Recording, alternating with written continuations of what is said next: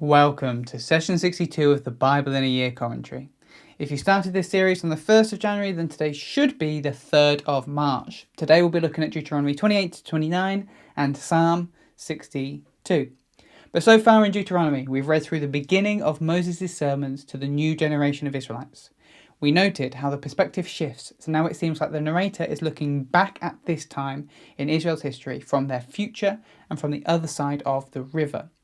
We read as Moses recapped how the Israelites got here from Egypt, reminding the people from where they've came and what God has done. He then moved on to his sermons, challenging the Israelites to avoid idolatry and to follow the Lord's command.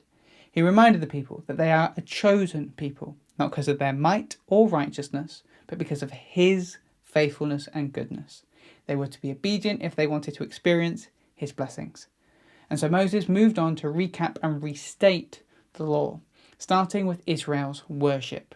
They were to avoid idolatry, dealing harshly with those who suggested otherwise. They were to continue in ritual purity and in practices like the tithe. Justice was to be a key part of their worship. They were to look after the poor and to judge rightly. This led us to the instructions guiding Israel's leaders, their judges, priests, kings, and prophets. We looked at some of the criteria and guidelines for these leaders. We then started the final section of Deuteronomy's laws, looking at its civil laws. We read through rules on the cities of refuge and laws concerning warfare. This was followed by a broad collection of different rules, from handling unsolved murders, rules to protect women, dealing with lost animals and disobedient sons, and more, ending with ritual instructions for the tithe. Then yesterday we moved into that final section of Deuteronomy, Moses' final sermon to the people. Moses reminded the people that obedience leads to blessing, but disobedience leads to curse. So let's jump in with today's reading of Deuteronomy 28 to 29. Continuing on from yesterday, Moses unpacks for the people what the blessings and curses look like. Deuteronomy 28 is the second time we have a whole chapter dedicated to the blessings of obedience and curses of disobedience. The first time was Leviticus 26. Moses starts with 6 blessings and then unpacks them in greater details. If they are obedient, God promises to the Israelites that they will have good harvests and plenty of food. They will be fertile and have lots of children. They will be wealthy. Their economy will be strong and growing. They will have military success. The only requirements of these blessings is that they do not turn away from God's teaching or towards other gods. Turning then to the curses, again Moses starts with 6 curses and then unpacks them in greater detail. The curses are the exact opposites of each of the blessings. He promises them droughts and diseases, poor harvest, a collapsed economy, dependency on others, defeat at war. They will be conquered, they will be oppressed, and eventually they will be led into exile. These are basically conditional prophecies. If you do this, then this will happen. If not, then this will happen. Unfortunately, we know from reading ahead that Israel ultimately chooses disobedience, and all the curses of disobedience come true for them. Just reading this passage, you could probably guess this based on the length of the blessings and curses. The curses end up being 3 times as long as the blessings and have very specific details. You could also probably guess the Israelites would end up disobeying based on the story so far. Every time it feels like they're going to turn a corner and things are on the up, the Israelites mess things up again.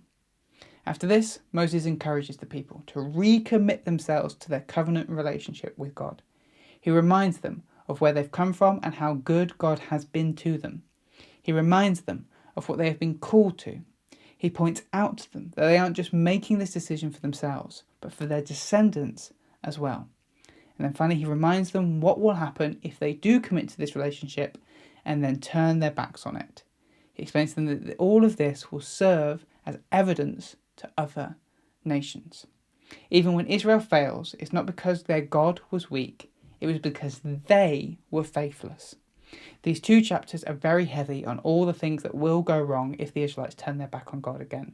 But the reason for this is they need to understand how important a decision this is. They have already committed themselves to a covenant relationship with God once and then turned their backs on it. They really need to know that this time they mean it. If they're going to commit, themselves again. Otherwise, it's going to go hopelessly wrong. But that's Deuteronomy 28 to 29. Now let's look at Psalm 62. This psalm is attributed to King David. At first glance, it may look like a lament psalm, as the psalmist brings a complaint against the wicked. But one of the primary focuses of a lament psalm is that it starts with turning to God and bringing him the complaint. In this psalm, the psalmist only turns to God at the end. Instead, we should read this psalm as a trust or wisdom psalm.